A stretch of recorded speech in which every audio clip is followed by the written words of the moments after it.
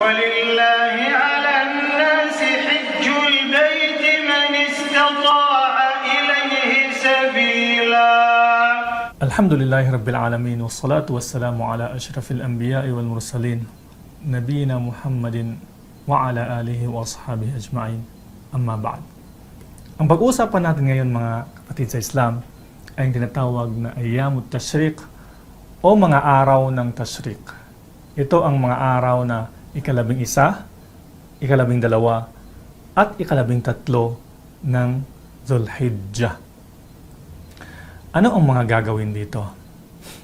Sinabi natin sa huling video natin na pagkatapos magsa'i sa ika-10 araw ng Dhul-Hijjah ay babalik ang mga nag-Hajj at mananatili sila sa Mina. At yon ay tinatawag na Al-Mabitu Bimina, pananatili sa Mina. At dito na magsisimula ang mga araw ng Tashriq. Nangangailangang manatili sila at doon sila magsasala ng Maghrib at Isha sa Mina. At yun ang tinatawag na Al-Mabitu Bimina. Kinabukasan ay magbabato sila. At ito na ang gawain sa Ayyamut Tashriq, mga araw ng Tashriq. Ika-11 na ito. Ang sunna ay ang pagbato paggalipas ng tanghali, ba'da zawal. Yun ang sunna dahil yun ang ginawa ng Propeta Muhammad sallallahu alaihi wasallam.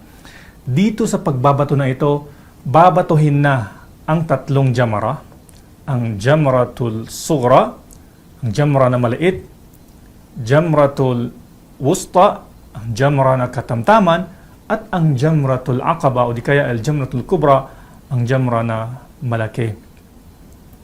Paano ang pamamaraan ng pagbato dito? Uunahin ang jamra na maliit, ang Jamratul Sughra. Magbabato ng 7 bato. Sa bawat bato ay sasabihin niya ang Bismillahi Allahu Akbar o di kaya ay Allahu Akbar. At siguraduhin niyang papasok doon sa kuno ng poste ng jamara. Pagkatapos ang 7 bato ay hihinto siya at haharap sa kibla at mananalangin. Ibig sabihin ay magdua. Magdua ng kahit na anong gusto niyang dua para sa kanyang sarili, para sa kanyang pamilya at para sa kabuuan ng mga Muslim ay pwede.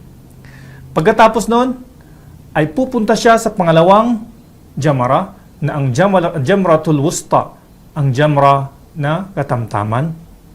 At babatuhin niya ito ng 7 beses, kagaya ng pagbato niya sa Jamratul Sughra. Sa bawat bato ay magsasabi siya ng Allahu Akbar. Pagkatapos niyang magbato ay hihinto ulit siya at haharap sa kibla at magdudua o di kaya ay mananalangin. Pagkatapos niyang manalangin ay tutuloy siya sa Jamratul Aqaba o ang jamra na Aqaba o di kaya ang jamra ang malaki at babato siya ng 7 bato kagaya ng ginawa niya sa naunang 2 jamra na sa bawat jamra o bawat bato sasabihin niya ang Allahu Akbar. Pagkatapos niyang magbato ng 7 beses dito sa Jamratul Aqaba ay hindi na siya hihinto at hindi na rin siya magdudua. Pagkatapos noon ay babalik na siya sa Mina at mananatili doon hanggang sa kinagabihan at doon siya mananatili magsasala ng Maghrib at Isha at yun ay Mabitu Bimina. Sa ika-11 araw na ng Dhul-Hijjah yun. Kinabukasan ay uulitin niya ang ginawa niya doon sa araw na yun. Ibig sabihin, magbabato siya ulit ba'da zawal, pagkatapos ng tanghali, magbabato siya sa 3 jamra gaya ng ginawa niya nung nakaraang araw. At pagkatapos noon ay bago ito yung araw na pang-12 araw na, dahil doon ay pwede na siyang umalis sa Mina kung gusto niya na umalis at ang natitira lang sa kanya ay ang Tawaful Wida. Kung sino man ang aalis sa panglabing dalawang araw ng Dhul-Hijjah ay nangangailangang makaalis siya sa Mina nang hindi pa lulubog ang araw. At ito ang tinatawag na at-ta'ajjul. At-ta'ajjul. Ibig sabihin ay nagmamadali. Sinabi ng Allah subhanahu wa ta'ala sa banal na Quran, فَمَنْ تَعَجَّلَ فِي يَوْمِنِ فَلَا إِسْمَ عَلَيْهِ وَمَنْ تَأَخَّرَ فَلَا إِسْمَ عَلَيْهِ لِمَنِ اتَّقَى. Sabi ng Allah subhanahu wa ta'ala, kung sino man sa inyo ang nagmamadali sa dalawang araw, fala isma alay. Ibig sabihin, mananatili doon sa ayam tashrik ng dalawang araw lang sa ika-11 at sa ika-12 ay pwede, wala siyang kasalanan. Waman ta'akhara, fala isma alay. Sino naman ang magpapahuli ay wala rin siyang kasalanan. Ibig sabihin, kung sino ang kukumplituhin niya ang panglabing tatlong araw ng Dhul-Hijjah ay wala rin siyang kasalanan. Pwedeng dalawang araw lang o pwede siyang magmadali at pwede rin siyang magpahuli. Sabi ng Allah subhanahu wa ta'ala, liman ittaqa, ang magsasagawa ng panglabing tatlong araw na yon ay para lamang sa mga taong may matinding takot sa Allah subhanahu wa ta'ala.